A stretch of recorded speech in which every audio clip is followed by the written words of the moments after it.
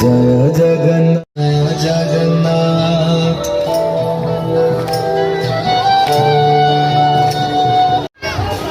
জগন্নাথ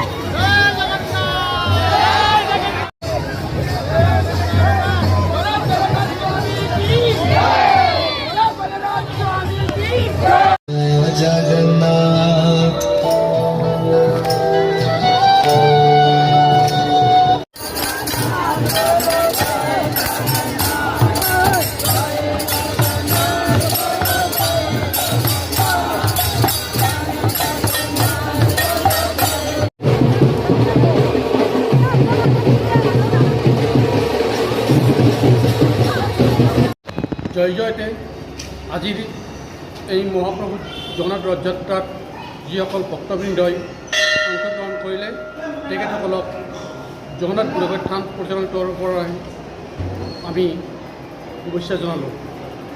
আজিৰ এই ৰথযাত্ৰা শ্ৰী শ্ৰী জগন্নাথ বুঢ়াগোঁসাই থানৰ পৰা অৰ্থাৎ জগন্নাথ মন্দিৰৰ পৰা আৰম্ভ হৈছে আৰু ৰঙিয়া ৰাধাকৃষ্ণ মন্দিৰত সমাপ্ত হৈছে। এই ৰথযাত্ৰাত প্ৰায় 10,000ৰো অধিক ভক্তই অংশগ্ৰহণ কৰিছে। আজিৰ এই ৰথযাত্ৰাত মনা বিগ্ৰহ ৰাধাকৃষ্ণ মন্দিৰত থাকিব 7 দিনলৈকে। পুনৰ 15 জুলাই তাৰিখে আমাৰ মহাপ্ৰভু বিগ্ৰহ জগন্নাথ মন্দিৰলৈ নিয়া হ'ব। তাত 3 দিন থাকিব।